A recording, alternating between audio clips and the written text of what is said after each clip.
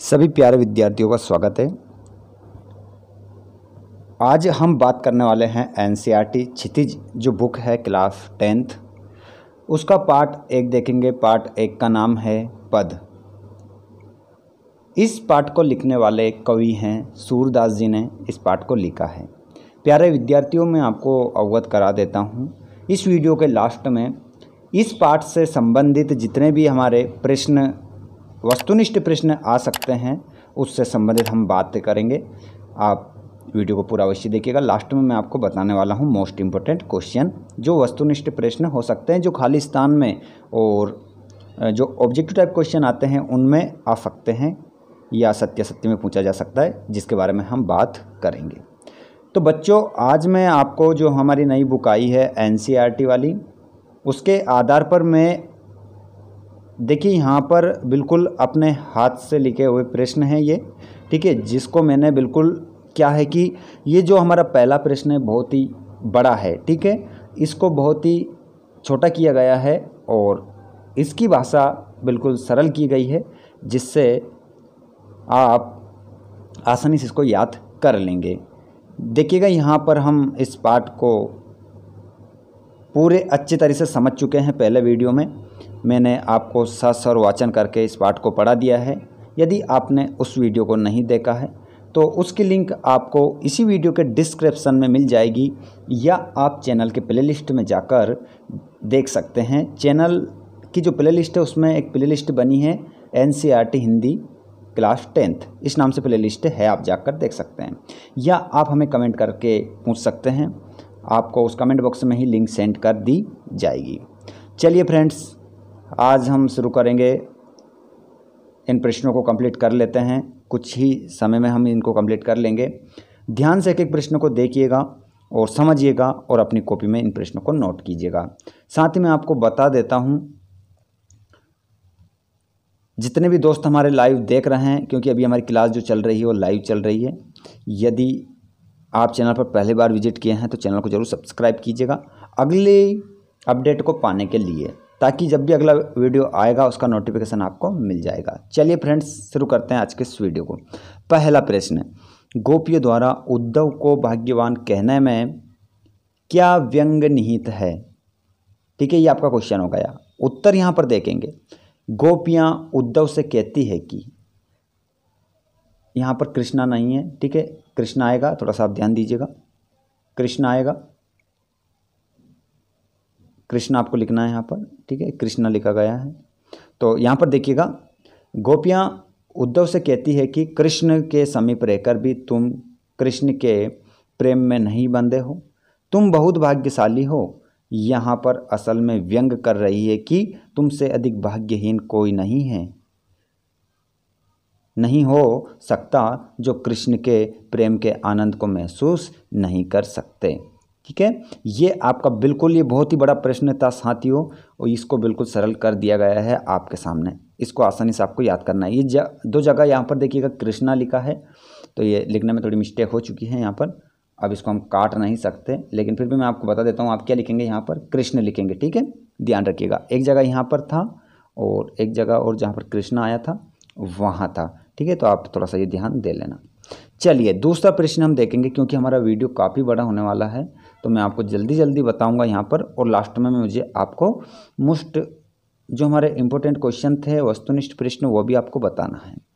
देखिएगा, पहला हो चुका है, दूसरा देखेंगे। उद्धव के व्यवहार की तुलना किस किस से की गई है? तो यहाँ पर देखिएगा, बिल्कुल सरल भाषा में और सरल लैंग्वेज में आपको यहाँ पर स्पष्ट करना है, यहाँ पर बिंदी रखना है। उद्धव के व्यवहार की तुलना कमल पत्र से की गई है, जो पानी में रहकर भी पानी से गीला नहीं होता। उनकी तुलना तेल युक्त घड़े से की गई है, जो कि जल में डुबाने पर भी उस पर पानी नहीं ठहर पाता है। बिल्कुल सरल भाषा में, ठीक है, एक बार आप पढ़ोगे याद हो जाएगा।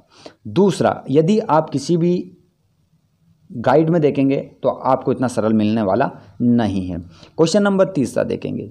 गोपियों ने किन किन उदाहरणों के माध्यम से उद्धव को क्या किए हैं, उद्धव को उलाहने दिए हैं? ये आपका क्वेश्चन है, यहाँ पर आप देख सकते हैं।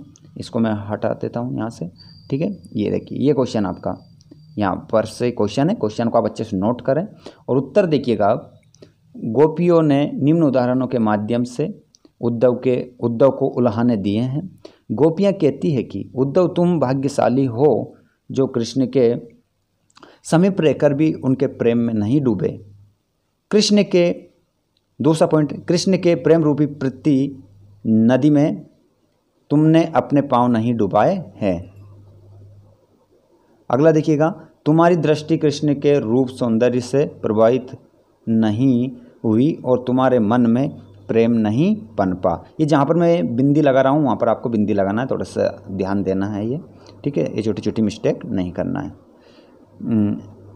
आगे देखिएगा, ये हमारे स्टूडेंट की कॉपी है, उनको हमने इस क्वेश्चनों को नोट करवाया है, तो उनकी कॉपी में से फ़ोटो खिंचाया तो उन्होंने थोड़ी गड़बड़ कर दी इसमें, तो आपको ये थोड़ा सा सुधार लेना है, ठीक है। अब आगे देखिएगा, तुम्हारे योग के संदेश सुन सुनकर हमारी विरह की अग्नि बढ़ गई है।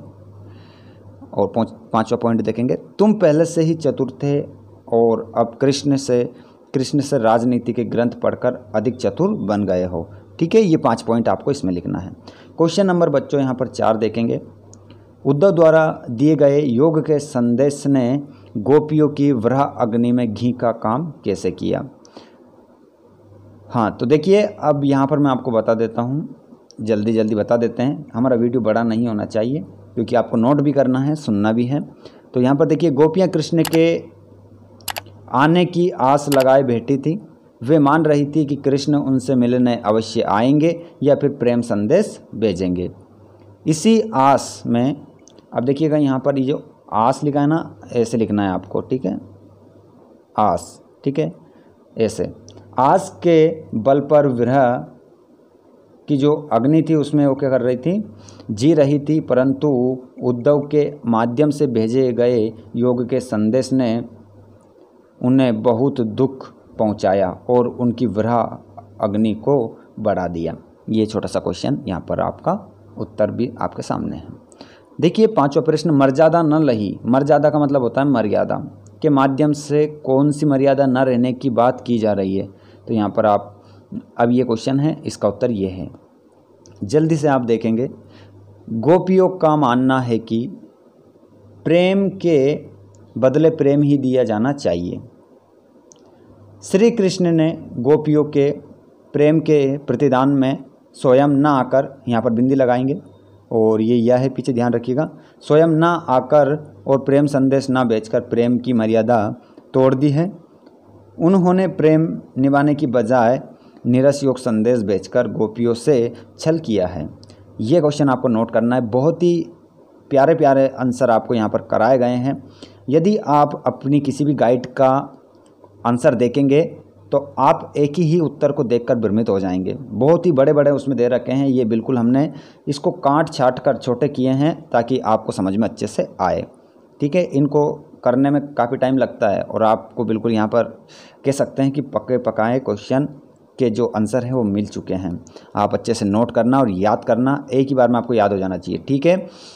चलिए अगला क्वेश्चन हम देखेंगे। यहाँ पर हमारा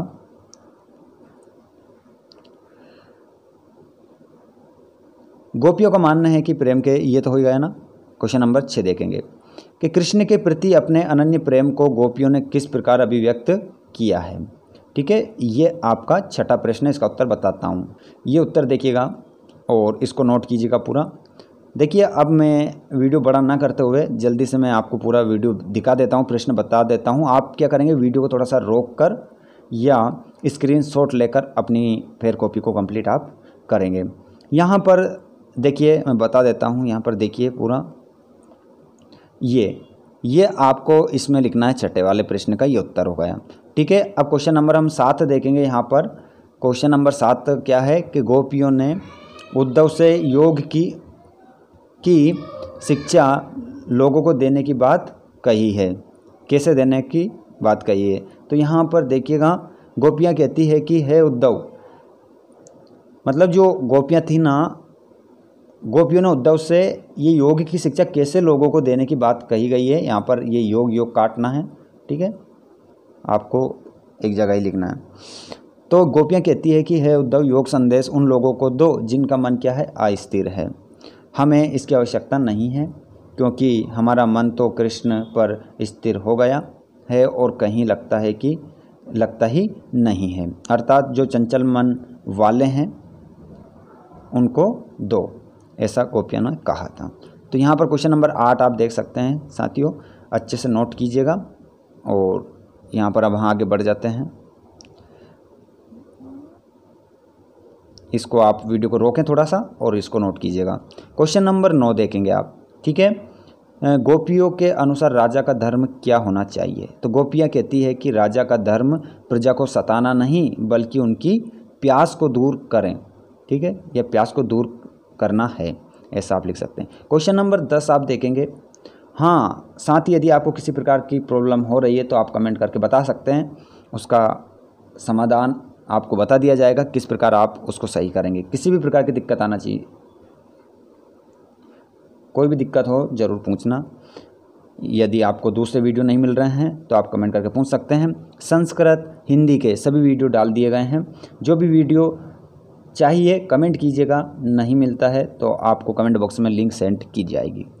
क्वेश्चन नंबर 10 देखिएगा और वीडियो को रोकिएगा, ये स्क्रीनशॉट लेकर आप इस पृष्ठ को नोट कीजिएगा। अब थोड़ी सी यहाँ पर एक गड़बड़ है, मैं बता देता हूँ कि क्वेश्चन नंबर 11 आप देख पा रहे होंगे, गोपियों ने अपने वाक चातुर्य के आधार पर ज्ञानी उद्धव को परास्त कर दिया, उनके वाक चातुर्य की विशेषताएं लिखिए। तो वाक चातुर्य मतलब बोलने में चतुरता, तो यहाँ पर इतना आपको ये लिखना है, ठीक है। उसके बाद में देखिएगा यहाँ पर ये थोड़ा सा ये लिखना है, इतना यहाँ तक लिखेंगे आप, कहाँ से लेकर यहाँ से लेकर इतना पूरा लिखिए आप। उसके बाद में थोड़ा सा इस 11वें प्रश्न का उत्तर थोड़ा सा नीचे भी है, यहाँ पर मैं बता देता हूँ, ये ठीक है, ये 11वें का ये इतनी सी पंक्तियाँ यहाँ पर भी है, पॉइंट है, तो ये आप थोड़ा सा कर लेना, ठीक है। आपको गलती नहीं करना किसी भी प्रकार की, ये लिखना है आपको वहीं पर जो अभी हमने 11वां लिखा है वहाँ पर आपको लिखना है। चलिए अब हम लास्ट वाला प्रश्न और देख लेते हैं। ये हमारा लास्ट वाला प्रश्न, संकलित पदों को ध्यान में रखते हुए सूर के भ्रमर गीत की मुख्य विशेषताएं लिखिए। तो भ्रमर गीत की मुख्य विशेषताएं यहाँ पर बताना है और ये बता रखी है हमने यहाँ पर कितनी, 5 है, ठीक है। 5 आपको विशेषताएं भ्रमर गीत की जो विशेषता है उसमें आपको बताना है, क्योंकि ये पंक्तियाँ कहाँ से ली गई थी, भ्रमर गीत से, बिल्कुल, क्योंकि पूरा पाठ आपको पहले ही समझा दिया गया है, उसमें बताया गया है, हर एक पंक्ति का अर्थ आपको सस्वर वाचन करके बताया गया है और अर्थ भी बताया गया है। तो आप ज़रूर उन वीडियो को भी देखिएगा, जिसके बाद प्रश्न उत्तरों को याद कीजिएगा। तो ये आज का हमारा वीडियो था। अब मैं आपको मोस्ट इम्पोर्टेंट क्वेश्चन बता देता हूँ जो इस पाठ से संबंधित बन सकते हैं वस्तुनिष्ठ प्रश्नों में। चलिए उनको और देख लेते हैं एक नज़र में फटाफट। यहाँ पर देखिएगा, मैं आपको हमारा पाठ का नाम क्या था, पद, ठीक है। इसको लिखने वाले कौन है, सूरदास। सूरदास का जन्म कब हुआ था, 1478 में, इस बात का आपको ध्यान रखना है, ठीक है। अब सूरदास की इन पंक्तियों में कौन सी भाषा है, तो क्वेश्चन ये पूछा जाएगा सूरदास ने कौन सी भाषा का प्रयोग किया है, तो इसमें लिखेंगे आप ब्रज भाषा, ठीक है। ध्यान रखिएगा, मोस्ट इंपोर्टेंट क्वेश्चन है सारे। और एक क्वेश्चन पूछा जाएगा कि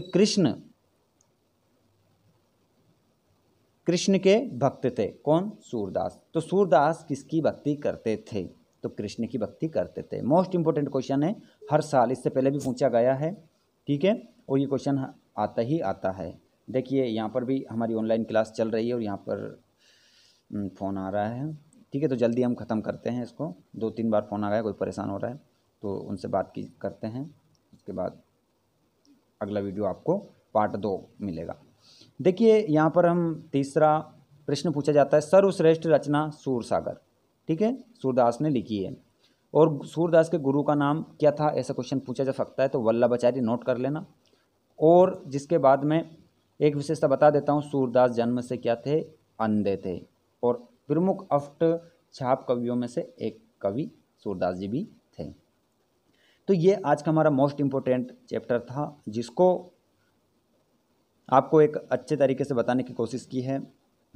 आशा करते हैं आप सभी को वीडियो पसंद आया होगा, तो वीडियो को लाइक कीजिएगा।